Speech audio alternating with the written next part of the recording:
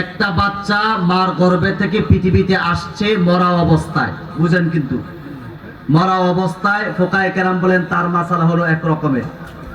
আরব বাচ্চা মার গর্ভে থেকে পৃথিবীতে আসছে, আসার পর ওয়াও শব্দ বলছে, এরপর ইন্তেকাল করেছে, ফোকায়ে কেরাম বলেন তার মাসালা হলো আরেক রকমের। দোনো বাচ্চা কিন্তু মারা গেছে। এক বাচ্চা মার গর্ভে থেকে পৃথিবীতে আসছে মরা অবস্থায়, আরেক বাচ্চা মার গর্ভে থেকে আসছে, আসার পর ওয়াও শব্দ বলার পর ইন্তেকাল করেছে, বলে দুই বাচ্চার দুই রকমের মাসালা। যেই বাচ্চা মার গর্ভে থেকে পৃথিবীতে আসছে মরা অবস্থায়, ফোকায়ে কেরাম বলেন এই বাচ্চা হলো দুনিয়ার ময়লা আবর্জনা। সে দুনিয়ার কোনো দাম নাই, ভ্যালু নাই, তার কোনো কাফন নাই, তার দাফন নাই, তার জানাজা পড়তে হবে না, তার নাম রাখতে হবে না, বলে সে দুনিয়ার ময়লা আবর্জনা ডাস্টবিনেও ফেলায় দেওয়া যায়। তবে সে যেহেতু মানুষ, লাশ থেকে গন্ধ বের হবে, এই জন্য ফোকায়ে কেরাম বলেন ছোট্ট একটা মাটি গর্ত করে বিনা জানাজায় বিনা কাপড়ে রক্ত মাখা জামা দিয়ে ওই বাচ্চাকে কাফন দাফনের ব্যবস্থা করা। আর যেই বাচ্চা মার গর্ভে থেকে পৃথিবীতে আসছে, আসার পর ওয়াও শব্দ বলেছে, বলে এই বাচ্চার মাসালা হলো যদি পুরুষ বাচ্চা হয় তাহলে পুরুষ মানুষ মারা যাওয়ার পর কয়টা কাপড়? তিনটা কাপড়। এই বাচ্চাকেও তিনটা কাপড় দিতে হবে। পুরুষ মানুষের মতো এই বাচ্চাকেও সুন্নত তরিকায় গোসল দিতে হবে। পুরুষ মানুষের মতো এই বাচ্চাকেও সুন্নত তরিকায় জানাজা নামাজ দিতে হবে। সুন্নত তরিকায় তাকেও কবরে রাখতে হবে। যদি মহিলা বাচ্চা হয়, মেয়ে বাচ্চা হয়, মহিলাদের মতো তাকেও 5টা কাপড়ের কাপড় দিতে হবে, তাকেও সুন্নত তরিকায় কবরে রাখতে হবে। মুহতারাম হাজিরিন, এই ওয়াও শব্দ বলতে কি 1 ঘন্টা লাগে? সময় লাগছে কয় সেকেন্ড? আমরা মনে করি ওয়াও বাচ্চা কান্না করতেছে, না না, এই বাচ্চা পৃথিবীতে এসে আল্লাহকে বলে ইয়া রাজিকাত তিফলিস সাগীর, হে ছোট বাচ্চাদের খাবার দেনেওয়ালা আল্লাহ, আমি পৃথিবীতে এসে গেছি, এখন আমার খাবারের প্রয়োজন, তুমি আমার খাবারের ব্যবস্থা করে দাও। যখন এই বাচ্চা এই কথা বলে, সাথে সাথে আল্লাহ রাব্বুল আলামিন এই বাচ্চার জন্য তার মার স্তরে খাবারের ব্যবস্থা করে দেয়। সময় পাইছে কয় সেকেন্ড বাজার? 1 সেকেন্ড পাওয়ার কারণে তার কাছে, আল্লাহর কাছে এত দামি, তার রিজিকের ব্যবস্থা করে দেয়। তার সুন্নত তরিকায় কাফনের কাপড়ও পরাইতে হবে, সুন্নত তরিকায় কবর রাখতে হবে। ও মুহতারাম হাজিরিন, 1টা সেকেন্ড আল্লাহর কাছে পাইছি, এত দামি, আর আমাদের জীবন থেকে কত সেকেন্ড আমরা নষ্ট করে দিচ্ছি, কত মিনিট আমাদের জীবন থেকে চলে যাচ্ছে, কত ঘন্টা আমাদের জীবন থেকে চলে যাচ্ছে, কত রাত, কত দিন, কত সপ্তাহ, কত মাস, কত বছর আমাদের জীবন থেকে চলে যাচ্ছে। আল্লাহর কাছে কি জবাব দিবেন? কথা বলেন ঠিক কি না? এখন এমন একটা সময় আসছে, কে কার আগে জাহান্নামে যাইব সেই প্রতিযোগিতা করতেছে। বাবা সন্তানের আগে, সন্তান বাবার আগে, কে কার আগে জাহান্নামে যাইব সেই প্রতিযোগিতা করতেছে। এই জন্য আল্লাহ রাব্বুল আলামিন আমার তেলাওয়াতকৃত আয়াতে বলেন, বিসমিল্লাহির রহমানির রহিম, ইয়া আইয়ুহাল্লাযীনা আমানু কু আনফুসাকুম ওয়া আহলিকুম নারা,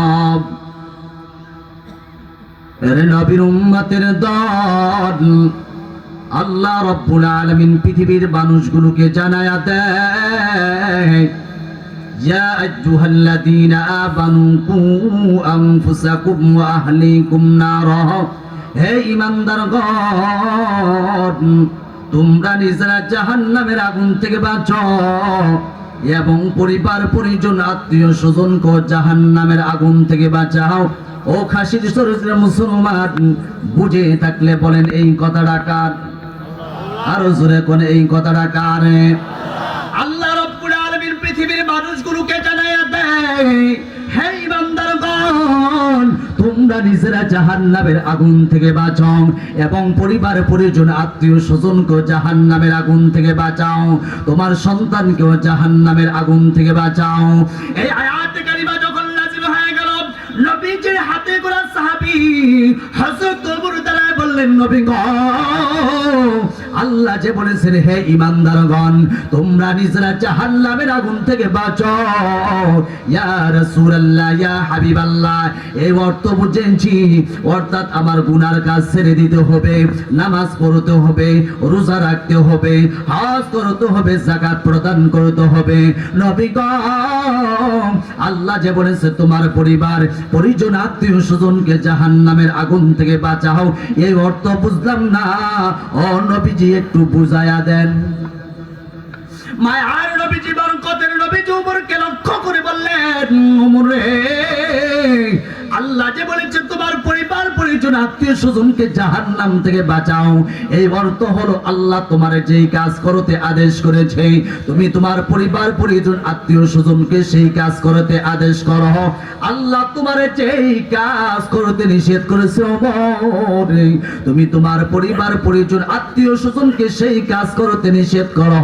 এর নাম হলো ইয়া আইয়ুহাল্লাযীনা আমানু কু আনফুসাকুম ওয়া আহলিকুম নার। হে ঈমানদারগণ, তোমরা নিজেরা জাহান্নামের আগুন থেকে বাঁচাও এবং পরিবার পরিজন আত্মীয় স্বজন সন্তানকে জাহান্নামের আগুন থেকে বাঁচাও। কথা কোন ঠিক কিনা? মুসলমান, এখন আমি একটা প্রশ্ন করব, উত্তরটা চমৎকার ভাবে চাই। মসজিদের মিনার থেকে যখন আযান হয়ে যায়, আমাদের অনেকের সন্তান নামাজে যায় না, ঘরে বইসা টিভি দেখে মোবাইল দেখে, এমন আছে না নাই? আরো জোরে কোন আছে না নাই? প্রত্যেকটা বাবার দায়িত্ব হলো সন্তানকে বুঝানো, ও কলিজা টুকরা সন্তান, মসজিদের মিনার থেকে আযান হয়ে গেছে, বাবা চলো নামাজে চলো। ও সন্তান, হাসরের ময়দানে সর্বপ্রথম বান্দা বান্দীদের নামাজের হিসাব হবে। ক্বালা রাসূলুল্লাহ সাল্লাল্লাহু আলাইহি ওয়াসাল্লাম, আউয়ালু মা ইউহাসাবু বিহিল আবদু ইয়াউমাল কিয়ামাতিস সালাহ। এই সন্তান, হাসরের ময়দানে কি জবাব দিবি? আজকে বিপদে পইরা আমি বাবারে বাবা বলে যদি ডাক দেছি, আমি বাবা বিপদ থেকে উদ্ধার করার জন্য দৌড়ায় চলে আসবো। তোর মারে মা বইলা যদি ডাক দেছি, তোর মা বিপদ থেকে উদ্ধার করার জন্য দৌড়ায় চলে আসবে। এই সন্তান, আজকে যদি বইরা যাস, কবরে যদি দোলা খায়া যাস, সন্তানের আমি বাবারে বাবা বলে ডাক দিল, কিন্তু কবরে তোর সঙ্গে হব না, বিপদ থেকে বাঁচাইতে পারবো না। ও সন্তান, এখন ওই সময় নামাজটা বানায়া কবরে যা, সামনে রমজান মাস আসতেছে, সাবধান, রোজাগুলো ভাঙবি না। এইভাবে যদি কোনো বাবা তার কলিজার টুকরা সন্তানকে নসিহত করে, আমার দিন সাক্ষী দেয়, যত পাষাণের হৃদয়ের সন্তান হোক না কেন, ওই সন্তান বেনামাজি অবস্থায় ঘরে বসে থাকতে পারে না। কথা কোন ঠিক কিনা? কিন্তু আমরা কয়জন বাবা নসিহত করেছি সন্তানকে, বলেন তো? এখানে অনেক মুরব্বী বাবারা আসছে, এই জন্য মুরব্বী বাবাদেরকে লক্ষ্য করে বলছি, আপনারা কয়জন আছেন বাবা হইয়া নিজের সন্তানকে নসিহত করেছেন? নিজে মাশাআল্লাহ নামাজ পড়তেছেন, আলহামদুলিল্লাহ ভালো, কিন্তু সন্তানকে নামাজ পড়ানোর আদেশ দিতে হবে না? লোকমান হাকিমের নাম শুনছেননি? লোকমান হাকিম দেখতে কিন্তু এত সুন্দর ছিল না, কালো মানুষ ছিল, ঠোঁটগুলো চ্যাপ্টা ছিল, দেখতে ভালো ছিল না, কিন্তু লোকমান হাকিম বাবা হইয়া তার সন্তানদেরকে এমন কিছু নসিহত করেছেন, ওই নসিহাগুলো আল্লাহর কাছে এত পছন্দনীয় হয়েছে, ওই নসিহাগুলো আল্লাহ রাব্বুল আলামিন ঐশী মহাগ্রন্থ আল কোরআনুল কারীমে লিপিবদ্ধ করে দিয়েছেন। তো লোকমান হাকিমও বাবা, আমরাও বাবা। লোকমান হাকিমের রক্তে মাংসের গড়া মানুষ, আমরা রক্তে মাংসের গড়া মানুষ, কিন্তু লোকমান হাকিম আর আমাদের মাঝে আকাশ পাতাল ব্যবধান। কথা কোন ঠিক না? আপনার সন্তান রাত্রে 12টায় কোথার থেকে আসলো একটু জিজ্ঞাসা করলেন না? 3টা বাজে কোথার থেকে আসলো একটু জিজ্ঞাসা করলেন না? তো একদিন দরজা খুলে দিয়েছেন। আপনার সন্তান এত রাত্র কি করেছে? আজকে হয়তো বা মাহফিলে আসছে, বাকি অন্য সময় রাত্রে 12টায় 1টা বাজে কোথার থেকে আসলো কোনোদিন জিজ্ঞাসা করছেন? এখন কিন্তু যুব সমাজ আর যুব সমাজ নাই, সব নষ্ট হয়ে যাচ্ছে। কথা কোন ঠিক না? যুব সমাজ আজকে নেশায় আসক্ত, আকসার যুব সমাজ আজকে ধ্বংসের দ্বার প্রান্তে চলে গেছে। মুসলমান যাদেরকে নিয়ে আমাদের স্বপ্ন, আজকে ওই যুব সমাজগুলো সব নেশায় লিপ্ত। কথা কোন ঠিক কিনা? আপনাদের এলাকায় মনে হয় নাই? আছে আছে আছে।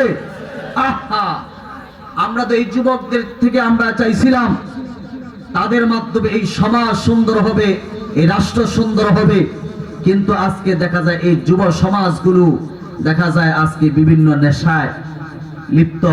মুহতারাম হাজিরিন, সম্মানিত ভাইয়ের আমার, এই নেশাখোরগুলো কয়েকদিন আগে কোরআন থেকে গাঞ্জার দলিল বার করছে, বুঝেনি? গাঞ্জার দলিল বার করছে। গাঞ্জার দলিল কি কোরআন থেকে দলিল দেয়, দেখেন কেমন। ফাবি আইজি আলা রাব্বিকুমা তুকাজ্জিবান, হুজুর কোন কোন নিয়ামতের অস্বীকার করবেন? গাঞ্জা তো নিয়ামত।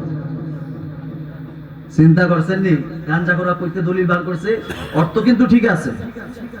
ফাবি আইজি আলা রাব্বিকুমা তুকাজ্জিবান, কোন কোন নিয়ামতের অস্বীকার করবেন? হুজুর গাঞ্জা তো নিয়ামত। হুজুর মদ মানুষের হাত দিয়া বানায়, ফেন্সিডিল মানুষের হাত দিয়া বানায়। কেমন যুক্তি দেয় দেখেন। কয় হুজুর গাঞ্জা ধর মানুষের হাত দিয়া বানায় না, গাঞ্জা মাটির থেকে হয়, অতএব গাঞ্জা খাওয়া জায়েজ। চিন্তা করছেন? আমার একটা ঘটনা মনে পড়ে গেছে, কমুনি কয়ে দেয়। এক মেথর আতরের দোকানের পাশ দিয়া যাচ্ছে, তো দোকানের আতরের গ্রাম শোনার সাথে সাথে চিৎপটেন হইয়া বেহুশ হইয়া রাস্তায় পড়ে গেছে। মানুষ দরাদরি করে ডাক্তারখানায় নিয়ে গেছে, কোনোভাবে ভালো হচ্ছে না। মেথরের বাড়িতে খবর দিছে, মেথরের বড় ভাই আসছে। আয়সা বলতেছে চিকিৎসা করছেন? কয় হ্যাঁ। কয় ভালো হয়েছে? কয় না। মেথরের বড় ভাই বলতেছে দুনিয়ার সব ডাক্তার কবিরাজ বাইটা খাওয়াই দিল, আমার ভাই ভালো হবে না। আমার ভাই ভালো হবে একটা মেডিসিন আছে। কয় মেডিসিনের নাম কি? কয় মেডিসিনটা হলো আপনাদের এলাকায় বাথরুম আসেনি? কয় হ্যাঁ আছে। কয় একটু বাথরুম থেকে পায়খানা নিয়ে আসে। যে একটু পায়খানা যখন ওই মেথরের নাকের সামনে দিছে, পায়খানা গ্রান শোনার সাথে সাথে মেথর কয় আরে এত বড় নিয়ামত আগে কইছিল। বুঝেন নাই? পায়খানা বলে এত বড় নিয়ামত। তাই পায়খানা যেমন মেথরের কাছে বড় নিয়ামত, ঠিক তেমনি ভাবে গাঞ্জাখোরের কাছে গাঞ্জা বড় নিয়ামত। কথা কোন ঠিক কিনা? আরব দল কয় হুজুর গাঞ্জার কথা কইছেন, সিদ্ধির কথা কিন্তু কইেন না। সিদ্ধি খাইলে কি হয়? কয় সিদ্ধি এটা বরকতপূর্ণ খাবার। কয় কি হইব? কয় খাইলে বুদ্ধি বাড়ে। এমন বুদ্ধি বাড়ায় এবারে অনেক সময় টালমাটাল হইয়া বেহুশ হইয়া বউরে গিয়া কয় মাগো তুই মুঠো বাদ দিবি নি।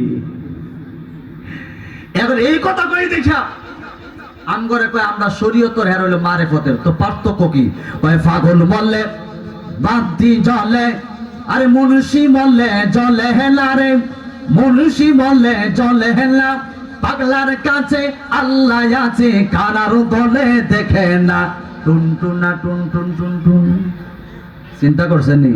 আমরা যারা হুজুর আছি, আমরা মরলে বাতি জ্বলে না। যেগুলো গাঞ্জা করি, ইয়াবা কর, ল্যাংটা, এগুলো মরলে নাকি বাতি জ্বলে। এই জন্য আমগো বিরুদ্ধে গান বানাইছে। পাগল মরলে বাতি জ্বলে, ওই যে কেমনে নাচে। আরে পাগল বললে বাতি জ্বলে, আরে মনুষী মরলে জলে হেলা রে, মনুষী মরলে জলে হেলা। পাগলার কাছে আল্লাহ আছে, কারার দলে দেখে না। টুন টুনা টুন টুন টুন টুন। আল্লাহ কত করে উপরও জ্বালাবো নিচেও জ্বালাবো। কথা কয় না? কথা কয় না? ঠিক না? ঠিক। আবার এই কেন গায় কিরামান কাতিবিনি রোজ হাসরের দিন, কিরামান কাতিবিনি রোজ হাসরের দিন। আল্লাহর দরবার যদি করি অভিযোগ, আমি বলবো দুনিয়া ছিলাম খাজা বাবার লোক, আমি বলবো দুনিয়া ছিলাম ল্যাংটা বাবার লোক। হাসরের ময়দানে এগুলো করে উপায় আছো? হ্যাঁ, সমস্ত নবীরা ইয়ানাফসি করতে থাকবে। হ্যাঁ বলে খাজার পরিচয় দিবে। কোন পিসাবের পরিচয় দিলে চলবে? যারা সরমনায় মুরিদ সরমনায় পিসাব হুজুরের পরিচয় দিলে চলবে? যারা উজানির মুরিদ উজানির পিসাব হুজুরের পরিচয় দিলে চলবে? যারা আপনি মানিকগঞ্জের মুরিদ মানিকগঞ্জের পিসাবের পরিচয় দিলে হাসরের ময়দানে চলবে? সেখানে কোনো পরিচয় চলবে না, আমল চলবে। কথা কোন ঠিক কিনা? আমিও বানাইছি কিরামান কাতিবিনি পাইলে যেই দিন, কিরামান কাতিবিনি পাইলে যেই দিন। তোরা যারা ছিলি ল্যাংটা বাবার লোক, তোদের জুহতা বাইরা বলবে জাহান্নামে ঢুক, তোদের জুহতা বাইরা বলবে জাহান্নামে ঢুক। কথা কোন ঠিক কিনা? যদি না কোন মূল কোন ওই দলের, ঠিক না ভাই? ঠিক। আরে গানটা যদি এইভাবে হইতো তাহলে আমরা মাইনে নিতাম।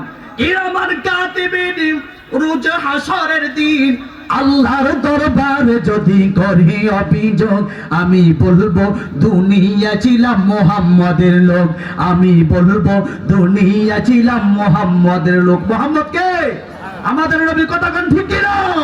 জবান করে বলেন, আমি বলবো দুনিয়া ছিলাম মুহাম্মাদের লোক, আমি বলবো দুনিয়া ছিলাম মুহাম্মাদের লোক, আমি বলবো দুনিয়া ছিলাম মুহাম্মাদের লোক। কথা কোন ঠিক কিনা? মুসলমান ভাইরা আমার, বন্ধুরা আমার, দিলটা নরম করে দিবেন বন্ধু আমার। আল্লাহ রাব্বুল আলামিন বলেন, ইয়া আইয়ুহাল্লাযীনা আমানু উ আনফুসাকুম ওয়া আহলিকুম নার।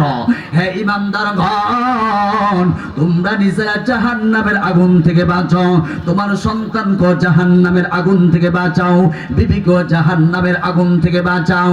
ওই জাহান্নামের আগুন সহ্য করতে পারবা না বাবা, একটা ছোট্টখাটো পরীক্ষা হয়ে যাকো। আজকে মাহফিল শেষ করার পর বাড়িতে যাইবেন, ভিতর থেকে ঘরের দরজাটা নক করে দিবেন, ঘরের ভিতরে মোমবাতিতে আগুন জ্বালাইবেন, ওই আগুনের ভিতরে সর্বপ্রথম আপনার শাহাদাত আঙ্গুলটা ঢুকায় দিবেন। ও খাসি কচরের যুবক বন্ধুরা আমার, ও পর্দারের মা, দুনিয়ার মোমবাতির আগুন যদি সহ্য করতে পারেন বাজান, আমি বলবো না আপনি নামাজ পড়েন, রোজা রাখেন, হজ করেন, যাকাত দেন, এই কথা বলবো না। আর যদি দেখো দুনিয়ার সাধারণ আগুন সহ্য করতে পারো না রে বাবা, তাহলে বলবো পাও দুইটা সামনে আগান। গঞ্জের সন্তান হয়ে বলছি, আমি একজন আলেম হইয়া তোমার পাও জড়ায় ধরে বলবো, দুনিয়ার সাধারণ আগুন সহ্য করতে পারো না রে বাবা, ওই জাহান্নামের আগুন কেমনে সহ্য করবা? দুনিয়ার আগুন তো কিছুই না, দুনিয়ার আগুনের চাইতে 70 গুণ পাওয়ার হলো ওই জাহান্নামের আগুন। ওই জাহান্নামের আগুন তোমার হাতে যখন লাগবে মনে হইবে কলিজা সহকারে ভুনা হয়ে যাচ্ছে। মুসলমান, ওই জাহান্নামের আগুন সহ্য করতে পারবে না। ওই জাহান্নামের গভীরতা কত ভয়ঙ্কর নবীর হাদিস থেকে আপনাদেরকে শোনাই। আন আবি হুরায়রা রাদিয়াল্লাহু তাআলা আন قال كنا مع رسول الله صلى الله عليه وسلم أن سمع وجبا فقال هل ترون ما هذا؟ قلنا الله ورسوله أعلم. قال هذا حجر رمي به في النار منذ 70 خريفا فهو يهوي في النار الآن حتى انتهى إلى قعرها فسمعتم وجبتها. নবীজির হাতে গড়া সাহাবী হযরত আবু হুরায়রা বলেন, একদিন আমরা নবীজির পাশে বসা ছিলাম, হঠাৎ একটা বিকট আওয়াজ, আমরা সবাই ভয় পেয়ে গেলাম। আল্লাহর পয়গম্বর আমাদেরকে লক্ষ্য করে বললেন, ফাকালা হাল তারাউনা মা হাদা। ও সাহাবীরা, এটা কিসের আওয়াজ তোমরা জানোনি? আমরা বললাম, কুল্লা আল্লাহু ওয়া রাসূলুহু আ'লাম, আল্লাহ এবং তার রাসূলই ভালো জানে। আল্লাহর পয়গম্বর আমাদেরকে লক্ষ্য করে বললেন, قال هذا حجر رمي فيه من نار منذ 70 خريفا. ও সাহাবায়ে কেরাম, এইটা এমন একটা পাথরের আওয়াজ, আজ থেকে 70 বছর পূর্বে আল্লাহ রাব্বুল আলামিন একটা পাথর জাহান্নামে ছেড়ে দিয়েছিল। ওই পাথরটা জাহান্নামের তল দেশে পৌঁছাইতে পৌঁছাইতে বাজান প্রায় 70 বছর লেগে গেছে। আল্লাহু আকবার বলেন। কি মনে করছেন এই হাদিস থেকে কি বুঝলেন? জাহান্নামের গভীরতা কম না বেশি? একটা পাথর ছেড়ে দিয়েছিল জাহান্নামে, জাহান্নামের তল দেশে পৌঁছাইতে পৌঁছাইতে ওই পাথরটা 70 বছর লেগে গেছে। দুনিয়ার 70 বছর না, না, দুনিয়ার 1000 দিন, হাসরের একদিন, এইভাবে 70 বছর লেগে গেছে একটা পাথর জাহান্নামের তল দেশে পৌঁছাইতে। এখন চিন্তা করেন, ওই জাহান্নামে আমাকে আপনাকে ফেলে দিলে বাঁচার উপায় আসেনি? এটা আপনাদেরকে বুঝাইতে পারবো না। পাশে যারা কবরস্থান, যারা শুয়ে আছেন, যারা কবরে গ্রেফতার হয়ে গেছেন, তারা বুঝবে এই কথাগুলো। তারা হাজারো আফসোস করতেছে আজকে, কিন্তু আফসোস করলে তো কোনো লাভ হবে না। আফসোসের সীমা নাই, আফসোস করলে কোনো লাভ হবে না। মুহতারাম হাজিরিন, এই জন্য কথাগুলো ভালো করে বুঝেন। দুনিয়ার সাগর মহাসাগরের গভীরতা আর কতটুকু? আচ্ছা, বুঝে থাকলে বলেন, পৃথিবীর সবচেয়ে গভীর সাগরের নাম কি? প্রশান্ত মহাসাগর। নাম কি? প্রশান্ত মহাসাগরের তলদেশের নাম হচ্ছে মারিয়ানা ট্রায়াঞ্চ। এই মারিয়ানা ট্রায়াঞ্চের গভীরতা প্রায় 36,000 ফিট। কয় হাজার? পৃথিবীর সবচেয়ে উঁচু পাহাড়ের নাম কি? Mount Everest. মাউন্ট এভারেস্ট উচ্চতা প্রায় 29,035 ফিট। পৃথিবীর সবচেয়ে উঁচু পাহাড়টা আস্থা তুলে ধরে যদি পৃথিবীর সবচেয়ে গভীর সাগর প্রশান্ত মহাসাগরের তলদেশ মারিয়ানা ট্রেন্সে ছেড়ে দেওয়া হয়, সাথে সাথে পৃথিবীর সবচেয়ে উঁচু পাহাড়টা ডুবে যাবে। বাজার বুঝে থাকলে বলেন, পৃথিবীর দ্বিতীয় সাগরের নাম কি? আটলান্টিক মহাসাগর। এই আটলান্টিক মহাসাগর গভীরতা প্রায় 33,000 ফিট। পৃথিবীর দ্বিতীয় সাগরও যদি পৃথিবীর সবচেয়ে উঁচু পাহাড়টা আস্থা তুলে ধরে ছেড়ে দেওয়া হয়, সাথে সাথে দ্বিতীয় সাগরও ডুবে যাবে। এখন চিন্তা করেন, দুনিয়ার সাগর মহাসাগরের গভীরতা যদি এত মিলিয়ন বিলিয়ন ট্রিলিয়ন হয়, ওই জাহান্নামের গভীরতা কত বিলিয়ন বিলিয়ন হবে? যেখানে একটা পাথর ছেড়ে দিয়েছিল, ওই পাথরটা জাহান্নামের তলদেশে পৌঁছাইতে পৌঁছাইতে 70 বছর লেগে গেছে। এখন বলতে পারেন, হুজুর আমি আব্দুর রহমান, আব্দুল করিম, আমি খাদিজা, ফাতেমা, আম করে সাইরা দিলই তো শেষ। না না, এত সহজ মনে করেন না দুনিয়াটা। আমাকে আপনাকে শাস্তি দেওয়ার জন্য এক একটা দাঁত বানাবে উহুদ পাহাড়ের সমান। এক একটা দাঁত বানাবে উহুদ পাহাড়ের সমান। সকলের মুখের ভিতরে কম বেশি 32টা দাঁত আছে। 32টা দাঁতকে 32টা উহুদ পাহাড়ের সমান বানাবে। আর শরীরে যে চামড়াগুলো দেখতেছেন 40 গজ মোটা বানাবে, শুধু আমাকে আপনাকে শাস্তি দেওয়ার জন্য, যদি জাহান্নামের আসামি হয়ে যায়। মুসলমান ভাইরা আমার, আমি আমার মূল পয়েন্টে চলে এসেছি, কথাগুলো ভালো করে বুঝবেন। ওই জাহান্নামের শাস্তি কত ভয়ঙ্কর বাজার, ওই জাহান্নাম কত ভয়ঙ্কর একটু ভালো করে বুঝবেন। আল্লাহর পয়গম্বর সরকারে দু আলম নবীজি হাদিসে পাকে বলেন, হাসরের ময়দানে একজন আল্লাহর বান্দার হিসাব নিকাশ হয়ে যাবে। ও বন্ধু, যখন তার গুনার পাল্লাটা ভারী হয়ে যাবে, আসমানের মালিক রব্বে কারীম ফেরেশতাদেরকে লক্ষ্য করে বলবেন, ও ফেরেশতাদের দল, এই বেঈমানকে ধরে, খুযুহু ফাগুল্লু সুম্মাল জাহিমা সাল্লু সুম্মা ফি সিলসিলাতিন যারউহা সাবউনা দিরাওয়ান ফাসলুকু। আসমানের মালিক রব্বে কারীম যখন অর্ডার করবেন, ও ফেরেশতারা এই বেঈমানকে ধরে, ফেরেশতারা চুপচাপ বসে থাকবে না। আসমানের মালিক রব্বে কারীমের আদেশ পাওয়ার পর বাজান, একটা না দুইটা না, একজন না দুইজন না, তাফসীরের কিতাবের মাঝে আসছে 70,000 ফেরেশতারা 70,000 শিকল দিয়া ওই জাহান্নামের হাত বেঁধে ফেলবে, জাহান্নামের পাও বেঁধে ফেলবে, টেনে হিসড়ে জাহান্নামের দিকে নিয়ে যাবে। আল্লাহ বলবেন, ও ফেরেশতাদের দল, এই বেঈমানকে এইভাবে নিয়ে সমাপ্ত করবা না, এই বেঈমানের গায়ে আগুনের পোশাক পরিধান করায় দে। ফাল্লাযীনা কাফারু কুত্তিআত লাহুম সিয়াবুম মিন নার। জাহান্নামীদের পোশাক হবে মুসলমান আগুনের। যারা দুনিয়ার জমিনে কুফরের সাথে লিপ্ত, যারা দুনিয়ার জমিনে আল্লাহকে মানে নাই, আল্লাহর সাথে শিরিক করেছে, যারা আঙ্গুল পরিমাণ কপাল দিয়ে আল্লাহর কুদরতি বাবার সিজদা না দিয়া মাজারে সিজদা দিয়েছে, বিভিন্ন পীর বাবার পায়ে সিজদা দিয়েছে, তাদের জন্য আগুনের পোশাক তৈরি করা হচ্ছে। কথা কোন ঠিক কিনা? আমাদের সমাজে এমন লোক আছে না নাই যে 4 আঙ্গুল পরিমাণ আল্লাহকে সিজদা না দিয়া ওই কপাল দিয়া মাজারে সিজদা দেয়, বিভিন্ন পীর বাবার পায়ে সিজদা দেয়, আছে না নাই? এই কপালের মালিক কে? আরো জোরে করে, এই কপালের মালিক কে? এই 4 আঙ্গুল পরিমাণ কপাল আপনার চর্মচক্ষু দিয়া দেখতে পান না। আল্লাহ বলেন, এই কপালের মালিক তোর মা বাবা না, এই কপালের মালিক তোর নেতা না, এই কপালের মালিক তোর পীর না, এই কপালের মালিক একমাত্র কেবলমাত্র আমি আল্লাহ। যদি সিজদা করতে হয়, আমি আল্লাহ ছাড়া পৃথিবীর কোনো পরাশক্তির সামনে সিজদা করা যাবে না। কথা কোন ঠিক কিনা? কিন্তু এখন এই 4 আঙ্গুল পরিমাণ কপাল দিয়া বিভিন্ন মাজারে সিজদা দেয় আর গান গায়, আমগ বাবার দরবারেতে কত গুরু যায়। ঠিক না বেঠি? আরে হ্যাঁ গো, বাবার দরবারে এত মানুষ নাকি যায়, আমগ বাবার দরবারেতে কত গুরু যায়। আমরা কই গুরুর দরবারে গুরু যায়, মানুষের দরবারে মানুষ যায়। ঠিক না বেঠি? তোরা গুরু এই জন্য গুরু যায়, আল্লাহ ওলির দরবারে আল্লাহ ওলি রয়ে যায়। আমি কিন্তু পীর ছাড়া না, আমার একজন পীর আছে, আমারও একজন পীর আছে, আমিও আরো জনের হাতে ধরা। আমি এইটাই বলতে চাই, সব পীরের বয়ান শোনা যাবে না, সব আলেমের বয়ান শোনা যাবে না। কথা কোন ঠিক কি না?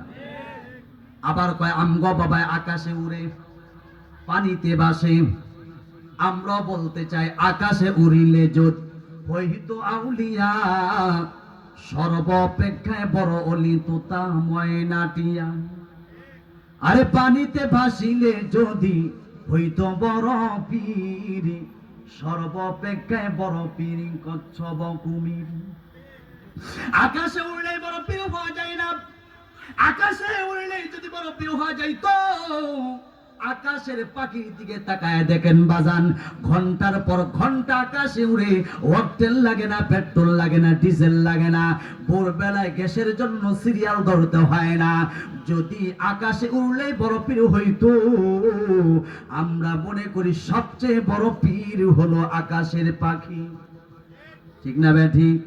আরে পানিতে ভাসিলে যদি হইতো বড় পীর, সর্বাপেক্ষায় বড় পীর কচ্ছপ কুমির।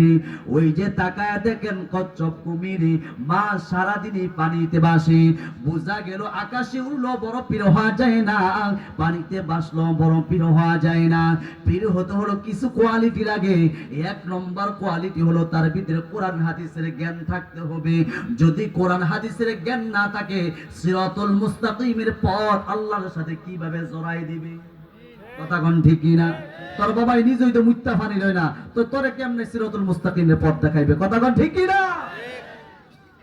আমি শুনেছি মমিসিং বালুকায় একজন মহিলা পীর আছে। ওই মহিলা নাকি 17 বছর পর্যন্ত গোসল করে না।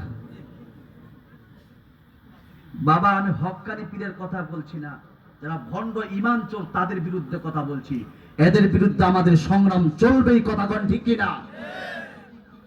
ভণ্ডদের সাথে আমাদের কোনো আপোষ নাই। তারা মানুষের ঈমান নষ্ট করে। বাজান, আপনার আমল দুর্বল থাকতে পারে, কিন্তু ঈমান যেন দুর্বল না হয়। ঈমানের জায়গায় ঈমান রাখেন। আপনি যোহরের নামাজ পড়েন না, আসরের নামাজ পড়েন না, আল্লাহ মাফ করে দিতে পারে। কিন্তু ঈমান যদি দুর্বল হয়, ঈমান ছাড়া যদি কবরে যান, আপনার কোনোভাবে আল্লাহ মাফ করবে না। কথা কোন ঠিক কিনা?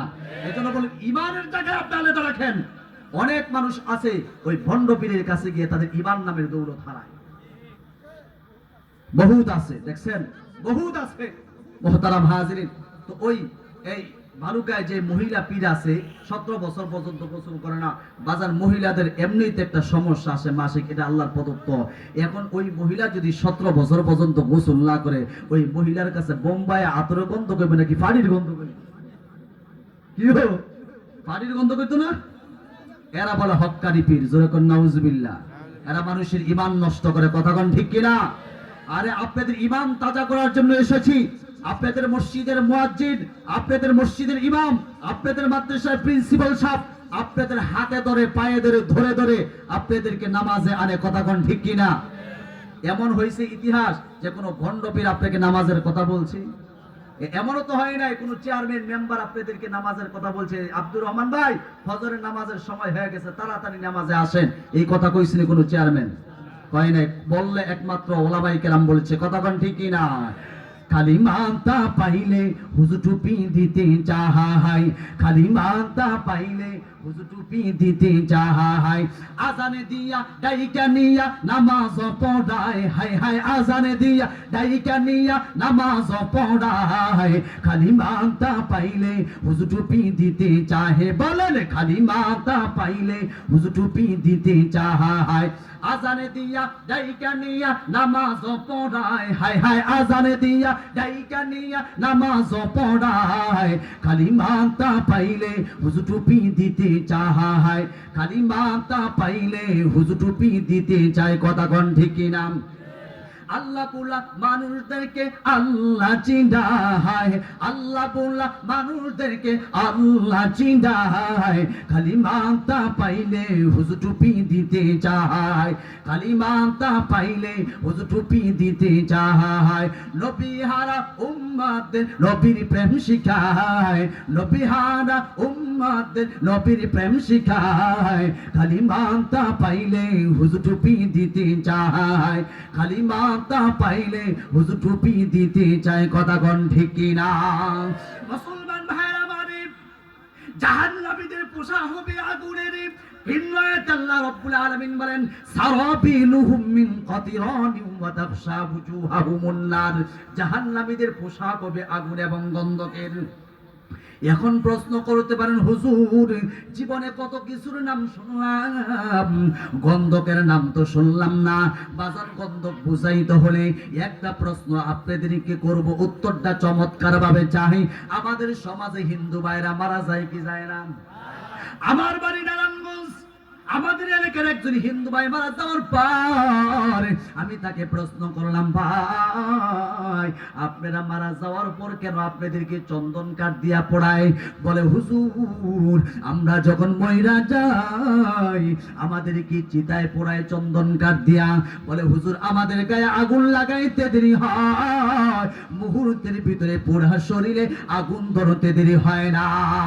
মুসলমান ভাইরা আমার, জাহান্নামের পোশাক হবে আগুন এবং গন্ধকের। গন্ধক এমন একটা পদার্থ, আশরাফ আলী থানভী রাহমাতুল্লাহ আলাইহি তার বয়ানুল কোরআনে লেখেন, যখন জাহান্নামী আসামি হয়ে যাবে গজবের ফেরেশতারা ওই জাহান্নামীর গায়ে পুরা শরীরে গন্ধক মেখে দেয়া হবে তৈলের মতন। মুসলমান গায়ে আগুন লাগাইতে দেরি হবে, মুহূর্তের ভিতরে পুরা শরীরে আগুন ধরতে দেরি হবে না। আশ্চর্য হবেন, এমন ভাবে আগুন দিয়া পোড়াবে জাহান্নামীর পুরা শরীরটা বাবা এমন ভাবে পুড়বে, আল্লাহু আকবার, পুরা চেহারাটা বিবস্ত্র হয়ে যাবে। তালফাহু উজুহাহুমুন নারু ওয়া হুম ফিহা কানিহুন। জাহান্নামীর চেহারাটা বিবস্ত্র হয়ে যাবে, ভয়ঙ্কর হয়ে যাবে। আপনি আগুনের পোড়া মানুষ দেখছেন কিনা জানি না। এই মুসলমান ভাইরা আমার, কয়েক মাস আগে মুসলমান বিমান দুর্ঘটনায় একটা স্কুলে অনেক ছাত্র মারা গেছে। হ্যাঁ, দিয়াবাড়িতে কথা কন ঠিক না? মুসলমান আমি দেখেছি, ওই মানুষ একটা ছাত্র আগুনে পড়েছে, তার চেহারার দিকে তাকানো যায় না, ভয়ে আমিও কাছে যাই না। ও মুসলমান, তখন মনে হয়ে গেছে আমি যদি জাহান্নামের আসামি হইয়া যাই, এইভাবে তো জাহান্নামের আগুন দিয়ে আমারও পড়বে। জাহান্নামের চেহারা হবে বিভৎস হয়ে যাবে, ভয়ঙ্কর হয়ে যাবে। তালফাহু উজুহাহুমুন নারু ওয়া হুম ফিহা কালিহুন। জাহান্নামীকে এমন ভাবে পোড়াবে, জাহান্নামী নিচের ঠোঁটটা পড়তে পড়তে একেবারে নাভি পর্যন্ত ঝুলে যাবে, উপরের ঠোঁটটা পড়তে পড়তে মাথার অগ্রভাগ পর্যন্ত চলে আসবে। জাহান্নামী আর সহ্য করতে পারবে না রে বাজার, জাহান্নামী চিল্লাইতে থাকবে, আল্লাহরে ডাক দিয়ে বলবে, আল্লাহ তাকায় দেখেন, এদিক দিয়ে আমাদের চেহারা পোড়ার যন্ত্রণা, ওদিক দিয়ে আমাদের ঠোঁট পোড়ার যন্ত্রণা। আল্লাহ তৃষ্ণায় কলিজা ফেটে যাচ্ছে, একটু কি পানি দেওয়া যায় না? আল্লাহ বলবে, ও ফেরেশতাদের দল, এই বেঈমানের জন্য পানি নিয়ে যাও। এমন ফুটন্ত পানিগুলো নিয়ে আসবে, ইউসাব্বু মিন ফাওকি রুউসিহিমুল হামিম ইসহারু বিহি মা ফি বুতুনিহিম ওয়াল জুলুদ। ওই জাহান্নামীর মাথার উপর থেকে যখন ফুটন্ত গরম পানিগুলো ছেড়ে দিবে, ছেড়ে দেওয়ার সাথে সাথে জাহান্নামীর শরীরে যে চামড়াগুলো আছে এগুলো সব খুশিয়া খুশিয়া পড়তে থাকবে। যুবক, বৃদ্ধ বাবারা অনেকের দিলটা নরম হয়ে গেছে, একটু কান্না করবা আর মনে মনে চিন্তা করবা, এই জাহান্নামের আগুন কি সহ্য করতে পারবানি? যদি পারো গুনাহ করো, নামাজ ছেড়ে দাও, আমার কোনো আফসোস নাই। আর যদি না পারো বাবা, একটু মনটারে প্রশ্ন কইরো, যদি মইরা যায় ওই কবরে কি জবাব দিব, হাসরের ময়দানে কি জবাব দিব? মুসলমান ভাইরা আমার, ওই জাহান্নামীর শরীরের চামড়াগুলো খসিয়া খসিয়া পড়তে থাকবে, জাহান্নামী চিল্লাইতে থাকবে। ও মুসলমান ভাইরা আমার, ওই জাহান্নাম কত ভয়ঙ্কর একটু ভালো করে শোনেন। আল্লাহর পয়গম্বর এই মেরাজের রজনীতে, এই মাসেই কিন্তু আল্লাহর বাড়িতে গিয়েছিলেন বেড়াইতে। আল্লাহ রাব্বুল আলামিন জান্নাতও দেখাইছেন, জাহান্নামও দেখাইছেন। যখন পয়গম্বর আরবি জান্নাতের ভিতরে প্রবেশ করবেন, আল্লাহু আকবার, তাকায় দেখেন একজন পরিচিত মানুষের পায়ের আওয়াজ আসতেছে। আল্লাহর পয়গম্বর যখন জান্নাতে প্রবেশ করবেন, তাকায় দেখেন একজন পরিচিত মানুষের পায়ের আওয়াজ। হযরতে জিবরাইল আমিনকে পয়গম্বর জিজ্ঞাসা করে, জিবরাইল, কেমন জানি একটা পরিচিত শব্দের পাওয়ার আওয়াজ আমার কানে আসতেছে। মুসলমান ভাইরা আমার, বন্ধুরা আমার, হযরতে জিবরাইল আমিন আল্লাহর পয়গম্বরকে লক্ষ্য করে বলে, পয়গম্বর আপনি কি চিনেন নাই? বলে, না না না। বলে, এইটা হলো আপনার প্রিয় মুয়াজ্জিন হযরতে বেলাল। বেলাল আপনার আগে আগে জান্নাতে হাঁটতেছে। চিল্লায়া বলা যাবে না সুবহানাল্লাহ। আল্লাহু আকবার। পয়গম্বর আরবি যখন দুনিয়ার জমিনে চলে আসলো, আয়েশা হযরত বেলালকে জিজ্ঞাসা করে, ও বেলাল, আজকে আবার মেরাজ হয়েছে, আল্লাহ আমারে জান্নাত দেখাইছে, জাহান্নাম দেখাইছে। বেলাল, আমি যখন জান্নাতে প্রবেশ করব, কেমন জানি একটা পরিচিত পায়ের আওয়াজ পরে শুনতে পাইলাম, তুমি নাকি আমার সামনে হাঁটতেছ। ও বেলাল, এমন কি আমল করো যে আমলের কারণে আল্লাহ তোমার এমন এক সম্মান দান করেছে, এমন এক ইজ্জত দান করেছে, তুমি আমার আগে আগে জান্নাতে হাঁটতেছ। হযরত বেলাল দুই ফোঁটা চোখের পানি ছেড়ে ডাক দিয়ে কই, ইয়া রাসূলুল্লাহ, ইয়া হাবিবাল্লাহ, আমি একজন সাধারণ গোলাম, আমার চেহারাও ভালো না, আমি ধনী লোকের কোন পরিবারের সন্তান না, আমি একেবারেই নিম্ন শ্রেণীর সন্তান, আমার কোনো ঘর নাই, বাড়ি নাই, আমি মানুষের বাড়িতে কাজ করি। ইয়া রাসূলুল্লাহ, ইয়া হাবিবাল্লাহ, আমার কোন আমলের কারণে আল্লাহ এই সম্মান দিয়েছে আমি বলতে পারি না। আল্লাহর পয়গম্বর বলেন, বলো বলো বলো। হযরত বেলাল বলে, ইয়া রাসূলুল্লাহ, তবে আমি এক দুইটা আমল বেশি বেশি করতাম। এক নম্বর আমল হলো, ইয়া রাসূলুল্লাহ, আমার যখন ওযু সুইটা যায়, আমি সর্বপ্রথম ওযু করে 2 রাকাত নামাজ আদায় করি, যেই নামাজকে তাহিয়াতুল ওযু বলে। আর একটা আমল করি, আমার যখন গুনাহ হয়ে যায়, সাথে সাথে আমি তওবা করি। হয়তোবা আল্লাহ রাব্বুল আলামিন এই 2টা আমলের কারণে আমাকে আল্লাহ জান্নাতি মেহমান বানায় দিয়েছে। চিল্লায়া বলা যাবে না সুবহানাল্লাহ। নবীর মুয়াজ্জিন হযরত বেলাল নবীকে কত ভালোবাসেন, কত মহব্বত করছেন, কত প্যার করেছেন। মুসলমান ভাইরা আমার, হযরত বেলাল নবীকে কত ভালোবাসেন একটু ভালো করে শুনেন। অনেক আশিক রাসূল আছেন, মুসলমান পোস্টার ব্যানারে আশিক রাসূল দাবি করি, কিন্তু অন্তর দিয়ে আশিক রাসূল দাবি করি না, অন্তর দিয়ে নবীকে মহব্বত করি না, এমন আশিক রাসূল আছে না নাই? আরো জোরে কোন আছে না নাই? গান তো ভালোই গাইতে পারি। আল্লাহর নবী, প্রাণের নবী গো, আপনি নবী আমার প্রাণেরই প্রাণ প্রাণ। একেবারে নবীর জন্য জান প্রাণ দিয়া দেয়, কিন্তু যখন ওই নবীকে গালি দেয় তখন সেই ঘরের ভিতরে বসে থাকে। এমন আশিক রাসূল আছে না নাই? আরো জোরে কোন আশিক রাসূল আছে না নাই? হযরতে বেলাল কিভাবে নবীর রঙে রঙে সাজিয়েছেন একটু ভালো করে বুঝেন। আমরা আশিক আর হযরতে বেলালও আশিক। কই আকা, কই হলো আইয়ুব খান, কই হলো সিঙ্গেল পান। কথা কোন ঠিক কি না? আশিক রাসূল কেমন হতে হবে একটু ভালো করে বুঝার চেষ্টা করবেন। আমরা তো এখন আশিক রাসূল হতে চাই না, নবীর সুন্নত দাঁড়ি রাখতে চাই না, নবীর সুন্নত গায়ে পাঞ্জাবি পরতে চাই না। মুহতারাম হাজিরিন, সম্মানিত ভাইয়েরা আমার, একটু ভালো করে বুঝার চেষ্টা করবেন। একজন জামাই নতুন বিয়া করবে, শ্বশুর বাড়িতে গেছে, কষ্ট হয় আপনাদের? কষ্ট হয়? আলহামদুলিল্লাহ, নতুন জামাই গেছে, রাস্তায় জ্যাম ছিল, যাইতে যাইতে একটু সময় হয়ে গেছে, সন্ধ্যা হয়ে গেছে। এখন শ্বশুর আব্বাই কইতাছে, জামাই তো আমগোয় রাস্তায় জ্যামে পড়ছে, তাড়াতাড়ি খাবার দে, জামাই তো আমগোয় দেরি করা যাবে না, জামাই ক্ষুধা লাগছে। এখন জামার সামনে একেবারে মজার মজার খাবার উপস্থাপন করছে, গরুর গোশত, টিক্কা, কাবাব। আবার এখন তো কত রেসিপি বার হইছে, কয় হুজুর মুরগির ভিতরে ডিম, ডিমের ভিতরে মুরগি। ঢাকায় এক বিয়ে গেছি, কয় হুজুর মুরগির ভিতরে ডিম, ডিমের ভিতরে মুরগি। আমি কই এইটা আবার কেমন রেসিপি? পরে শুনলাম মুরগির ভিতরে একটা ডিম ঢুকাইছে, ওই ডিমের কুসুম বের করে মুরগির গোশতের একটা টুকরা ঢুকাই দিছে, এইটার নাম রাখছে মুরগির ভিতরে ডিম, ডিমের ভিতরে মুরগি। চিন্তা করেছেন? তো এখন জামাইয়ের সামনে খাবার দিছে, মজার মজার খাবার। জামাই খাবার খায় না, খাবারের পাশেই এই ডাস্টবিন আছে, ওই যে বিয়া শাদির মধ্যে ভাত মাছ আইটেম আইটে হয়েছে, এগুলো সেখানে ফালাইতেছে।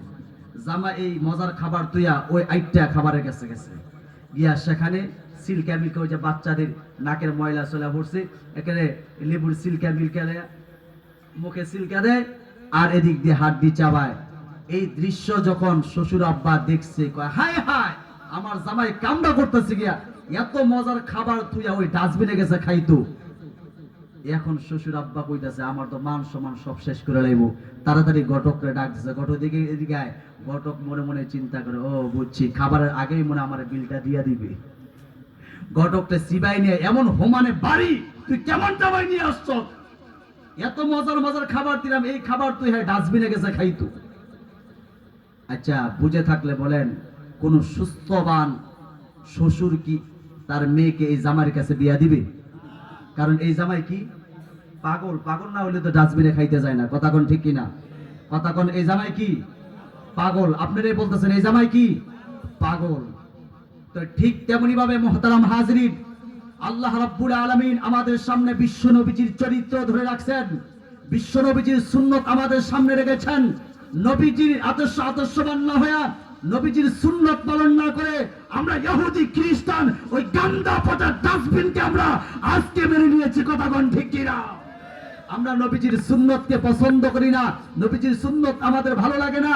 ওই জামাই যেমন ভালো খাবার পছন্দ করে না, ঠিক তেমনি ভাবে আমাদের মতো কিছু মানুষ আছে, আমরা নবীজির সুন্নত পছন্দ না করে আমরা দেখা যায় ইহুদি খ্রিস্টানদের কালচার ধরেছি। কথা কোন ঠিক কিনা? যুবকরা এখন আর নবীজির সুন্নত মানে না, একেবারে বড় বড় চুল লাগছে, এটা বেড়া না বিড়ি কিছুই বোঝা যায় না। কথা কোন ঠিক না বে ঠিক? আরো জোরে কোন ঠিক না বে ঠিক? আগের মতো শান্তি তো আর এখন পাওয়া যায় না, মানুষ পাল্টে গেছে, পাল্টি নিতে জামানা। আগের মতো শান্তি তো আর এখন পাওয়া যায় না, মানুষ পাল্টে গেছে, পাল্টি নিতে জামানা। মানুষ পাল্টে গেছে, জামানা ঠিকই আছে, জামানা ঠিকই আছে, মানুষ পাল্টে গেছে। কথা কোন ঠিকই না? আরে চুলগুলো খাটো খাটো, প্যান্ট শার্ট আটো সাটো, সানগেলা চোখে তার যেন কোন জমিদার, কাঁধে এক ব্যাগে নিয়ে পাদে হাতে দৌড়ানো, হাতে দেয় লিপস্টিক, হাসে শুধু ফিকি ফিকি, ওদিকে গেলে দে চোখ, মনে হলো ভদ্রলোক।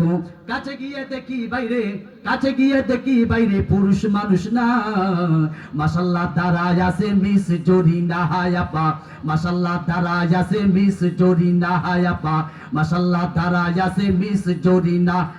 আগের মতো শান্তি তো আর এখন পাওয়া যায় না, মানুষ সব পাল্টে গেছে, পাল্টি নিত জামানা। মানুষ সব পাল্টে গেছে, জামানা ঠিকই আছে, জামানা ঠিকই আছে, মানুষ সব পাল্টে গেছে। কথা কোন ঠিক কিনা? মুসলমান ভাইরা মানে হযরত বেলাল বিশ্বনবীকে কত মহব্বত করছেন, কত প্যার করছেন। সংক্ষিপ্ত এই ঘটনা বলে আমি আমার বয়ান শেষ করে দেব। মুসলমান ভাইরা আমার, এক ভাই বলেছে হুজুর মেরাজের মাস, একটু হযরতের বেলালের কথা কইয়েন। বেলালের কথা শুই না চোখের পানি ধরে রাখতে পারি না। আমরা আশেক রাসূল, বেলালও আশেক রাসূল। মুসলমান হযরত বেলাল নবীকে কত ভালোবাসেন। নবীজির ইন্তেকালের পর হযরত বেলাল ছোট্ট একটা কাঠুরে নিয়া মসজিদে নববীর সামনে দাঁড়ায় গেছে। হযরতে আবু বকর নামাজ শেষ করার পর হযরতে বেলাল আবু বকরকে গিয়া বলে, আবু বকর, আর আমি এই মদিনায় থাকবো না, বিদায় দাও, আমি দামেস্কে চলে যাব। হযরতে আবু বকর ডাক দিয়ে বলে, বেলাল, কেন তুমি দামেস্কে চলে যাইবা? কেউ কি তোমার গালমন্দ করেছে না বকাঝকা করেছে? নাকি তোমার কোনো টাকা পয়সার অভাব? কিসের অভাব তুমি বলো? হযরতে বেলাল বলে, আবু বকর, আমার টাকা পয়সার অভাব নাই, কেউ আমার গালি মন্দ করে নাই, আমার একটা জিনিসের অভাব। ও বেলাল, বলো বলো, ওই অভাবটা তুমি আমার পূরণ করতে পারবা? হযরত আবু বকর বলে, বেলাল কি অভাব বল? মুসলমান ভাইরা আমার, বেলাল বলে, আমার একটা জিনিসের অভাব। আবু বকর রে, আজকে কতদিন হয়ে গেছে নবী মারা গেছে। আগে যখন আমি মসজিদের মিনার থেকে আজান দিতাম, আমার আজান শুই না নবীজি নামাজে আইতো, মসজিদে আসতো। আজকে কতদিন হয়ে গেছে মসজিদের মিনার থেকে আজান দে, আমার নবীজি কিন্তু নামাজে আসে না। ভালো, আজকের পর থেকে আজান দিলে আমার নবীজি নামাজে আসবেনি, এই অভাব পূরণ করতে পারবেনি। হযরতে আবু বকর চোখের পানি ধরে রাখতে পারে না। বেলাল কান্দে, ওমর কান্দে, উসমান কান্দে। আবু বকর ডাক দিয়ে বলে, ও বেলাল, তুই কি নবীর একাই মহাব্বত করস? আমরা কি নবীকে মহাব্বত করি না? আমি তো নবীজির হিজরতের সঙ্গী। ও বেলাল, আজ কতদিন হয়ে গেল নবীজি মারা গেছে, আমি ঠিক মতো ঘুমাইতে পারি না, আমি ঠিক মতো খাবারও খাইতে পারি না। আমি যখন ঘুমাইতে যাই মনে হয় আমার বাড়ির করার করে ধরা যায়। বিশ্ব নবীজি আইসা ডাক দিতেছে, আবু বকর হিজরতে যাইতে হবে, তাড়াতাড়ি ঘুম থেকে উঠো। আমি এই আওয়াজ শব্দ শুনলে আর ঘুমাইতে পারি না। আমিও তো নবীজিকে কলিজা দিয়া মোহাব্বত করে আজকে কতদিন হয়ে গেল নবীজি হারা আমরা। আমিও তো অনেক কষ্ট হয়, আমারও তো অনেক ব্যথা, অনেক কষ্ট। মুসলমান ভাইরা আমার, হযরতে বেলাল বলে, আবু বকর আমি তো নবীজির মসজিদের মুয়াজ্জিন। মুসলমান ভাইরা আমার, হযরতে বেলাল বলে, আবু বকর রাত্র যখন গভীর হয়ে যায়, আমি যখন ফজরের আজান দিতে যাই তখন তো তোমরা ঘুমায় যাও। আমি যখন মসজিদের মিনার থেকে আজান দিতে যাই, সর্বপ্রথম আমার এই চোখটা নবীজির সবুজ গম্বুজে গিয়া পড়ে। তখন আমি চোখের পানি ধরে রাখতে পারি না। মনে হয় নবীজি এইভাবে দুইটা হাত বাড়াইয়া আমি বেলালকে ডাকতেছে, আমি সহ্য করতে পারি না। তখন তো তোমরা ঘুমায় থাকো, তখন আমি আমার মনটারে বুঝাইতে পারি না। আবু বকর বিদায় দাও, আমি আর এই মদিনায় থাকবো না, দামেস্কে চলে যাইব। মুসলমান ভাইয়ের আমার, হযরতে বেলাল ছোট্ট একটা গাঠুরিয়া মুসলমান দামেস্কে চলে গেলেন। আল্লাহর পয়গম্বর রাত্রে স্বপ্নে দেখাইলেন, ও বেলাল কেমনে আমি চাইরা আমারে চাইরা এই দামেস্কে চলে আসলি, একটু কি মায়া হয় না? আমার জন্য কি একটু তোর হৃদয়টা কান্দে না? তুই কেমনে এত দূরে চলে আসলি? হযরতে বেলালের স্বপ্ন যখন ভাঙ্গা যায়, মুসলমান ভাইরা আমার, সকালবেলা হযরতে বেলাল দৌড়ান শুরু করে দিলেন। দিন রাত মুসলমান ভাইরা আমার, আগে তো কোনো প্লেন ছিল না, হেলিকপ্টার ছিল না। তিন রাত হযরতে বেলাল মরুভূমির রাস্তা দিয়ে দৌড়ায়। যেতে যেতে মুসলমান তাহাজ্জুদের সময় হয়ে গেল। হযরতে বেলাল নবীজির রওজার সামনে গিয়া মাথাটা ঠেকাইয়া ছোট বাচ্চার মতো নবীজির রওজা দুইরা ফুফায়া ফুফায় কান্দে। নবী গো বেয়াদবি মাফ করবেন, তাকায়া দেখেন আপনার পাগল বেলাল, আপনার মুয়াজ্জিন, আপনি রওজার সামনে হাজির। আল্লাহু আকবার বলেন। হযরতে বেলাল ছোট্ট বাচ্চাদের মতো কান্না করে। মুসলমান ভাইরা আমার, মক্কা মদিনায় দেখবেন তাহাজ্জুদের আজান হয়। আমি মক্কা মদিনায় গিয়েছি, তাহাজ্জুদের আজান হয়। মুসলমান ভাইরা আমার, মুয়াজ্জিন সাহেব তাহাজ্জুদের আজান দেওয়ার জন্য যখন মসজিদে আসছে, আয়েশা দেখেন নবীজির মুয়াজ্জিন বেলাল নবীজির রওজায় দইরা ফুফায়া ফুফায়া কান্দে। ওই মুয়াজ্জিন আজানের পরিবর্তে মদিনার সমস্ত নারী পুরুষদেরকে ডেকে বলে, কে কোথায় আছো, তাড়াতাড়ি আসো, আয়েশা দেখা যাও নবীজির মুয়াজ্জিন বেলাল আইছে। যখন এই আওয়াজ শুনল, মুসলমান ভাইরা আমার, মদিনার নারী পুরুষ কেউ বাকি ছিল না। ছোট্ট বাচ্চারা দৌড়ান শুরু করে দিল। নবীজি মারা গেছে, ব্যথায় তো আমরা সহ্য করতে পারি না। আবার নবীজির মুয়াজ্জিনও চইলা গেছে। নবীজির মুয়াজ্জিন নাকি আসে এক নজর দেখার জন্য শত শত মানুষ নবীজির রওজার সামনে হাজির।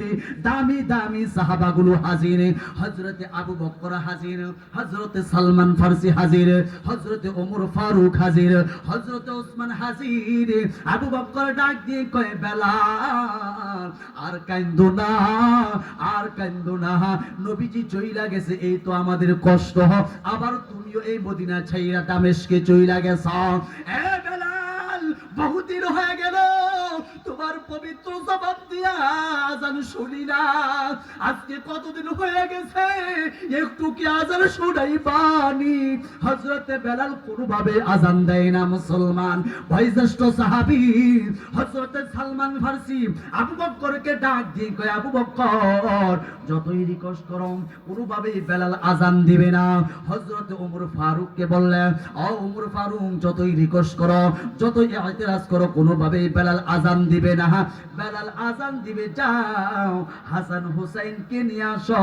কারণ মুসলমান হাসান হুসাইন কিছুটা নবীর চেহারা পাইছিল। দেখবেন অনেক সময় নাতি নানার চেহারা পায়, দাদার চেহারা পায়। হযরত হাসান হুসাইনের চেহারাটা কিছুটা নবী পাইছিল। আল্লাহু আকবার।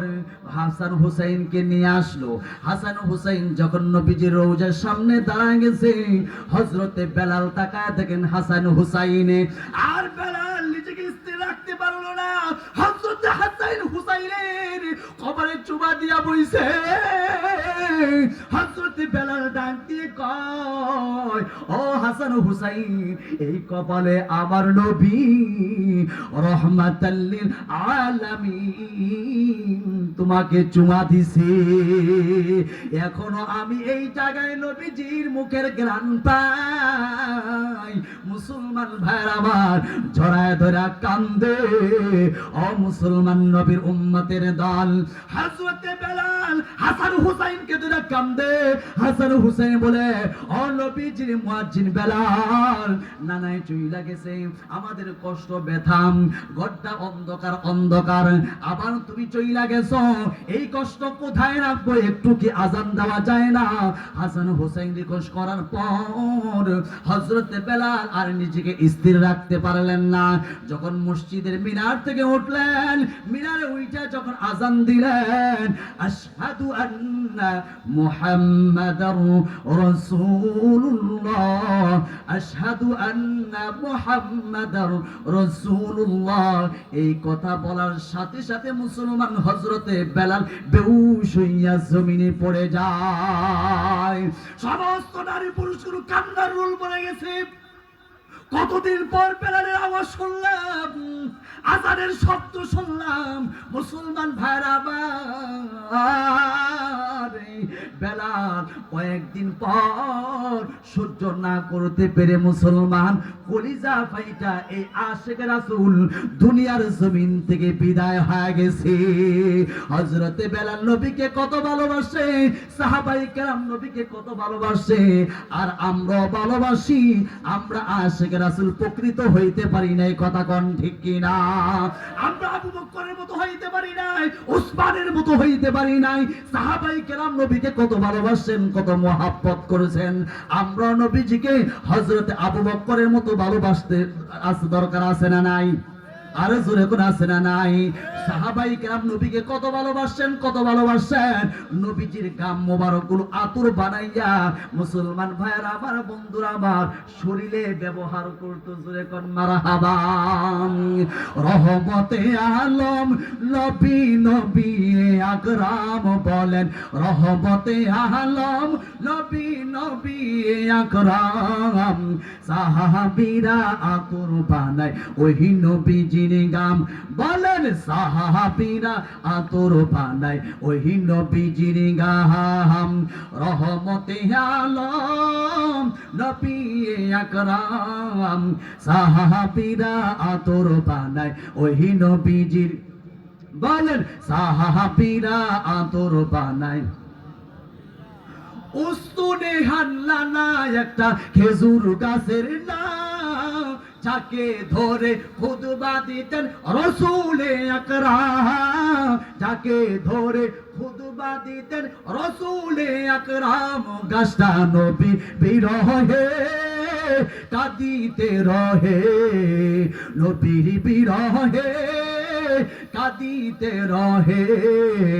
হতবাক হইলেন যত সাহাবাই কেরাম, হতবাক হইলেন যত সাহাবাই কেরাম, বলেন রহমতে আলম নবী আকরাম। সাহাবীরা আতর বানায় ওই নবীজির গাম, বলেন সাহাবীরা আতর বানায়। আরে শোনো মানো জানো কেমন আমার নবীজি, যাহার পাগল চন্দ্র সূর্য তারকারাজি, যাহার পাগল চন্দ্র সূর্য তারকারাজি। বাবা আরো শুনবানি সুন্দর কাহিনী, আরো শুনবানি সুন্দর কাহিনী। জান্নাতের রোমে রোমে লেখা নবীর নাম, হায় হায় জান্নাতের রোমে রোমে লেখা নবীর নাম। রহমতে আলম নবী আকরাম, সাহাবীরা আতর বানায় গাম, বলেন সাহাবীরা আতর বানায় ওই নবীজির গাম, সাহাবীরা আতর বানায় ওই নবীজির গাম, বলেন সাহাবীরা আতর বানায়। ওই নবীজির একটা হাদিস, এই হাদিসটা বলে শেষ করে দিব। আল্লাহর পয়গম্বর সাহাবায়ে কেরামদেরকে লক্ষ্য করে বললেন, আল কবরু রাউযাতুম মিন রিয়াজিল জান্নাহ আও হুফরাতুম মিন হুফারিন নাহার। ও সাহাবীরা, কারো জন্য কবর হবে জান্নাতের বাগান, না হয় কারো জন্য কবর হবে জাহান্নামের গর্ত। যদি সাহাবীরা তোমরা ভালো আমল নিয়ে যাও, কবরটা জান্নাতের টুকরা হয়ে যাবে, আর যদি গুনাহ নিয়ে যাও কবরে শোয়াইতে দেরি হবে, কবরের দুই পাশের মাটি চাপ আসতে দেরি হবে না। এই যে বাজার পাশে কবরস্থান, অনেক মানুষ কবরে আযাবে গ্রেফতার হয়ে গেছে। আমি আজকে এখান থেকে প্রাণ ভরে দোয়া করব, আল্লাহ যেন প্রত্যেকের আব্বা আম্মার জিন্দেগির গুনাহগুলো মাফ করে দেয়, এই কবরবাসীদেরকে মাফ করে দেয়। এই ময়দান থেকে কার আব্বা নাই আম্মা নাই, দুহাত উঁচু করে আল্লাহরে দেখায়া দেন। আব্বা আম্মা নাই যা, দুইটা হাত নিচু করে একটু দিলটা নরম করে দিবেন, আব্বা আম্মার জন্য দোয়া করবেন এখনই। মুসলমান ভাইরা আমার, অনেক এতিম সন্তান হাত উড়ায় ফেলাইছেন, 2 মিনিটের ভিতরে 2 ফোঁটা চোখের পানি ছেড়ে দিবেন। আমার দিল সাক্ষী দেয়, কোনারে কোনারে একেবারে মুসলমান লোক দিয়া ভরপুর হয়ে গেছে পুরা প্যান্ডেল। আমার দিল সাক্ষী দেয় আজকের এই মাহফিলটা আল্লাহর কাছে মকবুল। এই উসিলায় হয়তো বা আল্লাহ এই কবরবাসীদের গুনাহ মাফ করে দিতে পারে কি পারে না? আরো জোরে কোন পারে কি পারে না? এখানে জানি না করে এতিম সন্তানগুলো আসছেন, আজকে বাড়িতে যাওয়ার পর বাড়িতে গিয়া যাদের আব্বা আম্মা আছে ঘরের দরজায় করাঘাত করবে, আব্বা আম্মা ঘরের দরজা খুইলা দিবে। আমরা যারা বড় এতিম, আমাদের আব্বা আম্মা জীবনে আর কোনোদিন আব্দুর রহমান বইলা দরজা খুইলা দিবে না। যাদের আব্বা আম্মা না, গিয়া দেখবেন মার কাপড় চোপড় এলোমেল হইয়া আল্লাহ পইরা রইছে। বাবা, যে পাঞ্জাবিটা পরতো এখনো আল্লাহ পড়ে আছে, মা যেই চশমাটা ব্যবহার করতো এখনো বিছানার পাশে পড়ে আছে। মা প্রতিদিন সকালবেলা যেই তসবিহটা জপতো এখনো বিছানার পাশে পড়ে আছে। সব আছে, আমার চাঁদ মাকা মাটারে দেখি না। আজকে জানি না কে জানি বাড়িতে গিয়ে আমার আর জীবনে পাইবেন না, কে জানি বাজার থেকে 5টা কাপড়ের টুকরাই না সারা জীবনের জন্য মারে বড়ই পাতার গরম পানি দিয়া গোসল দিয়া দিছেন। একেবারে কম দামি সাবান দিয়া বাড়ির পাশে ছোট্ট একটা গর্ত কইরা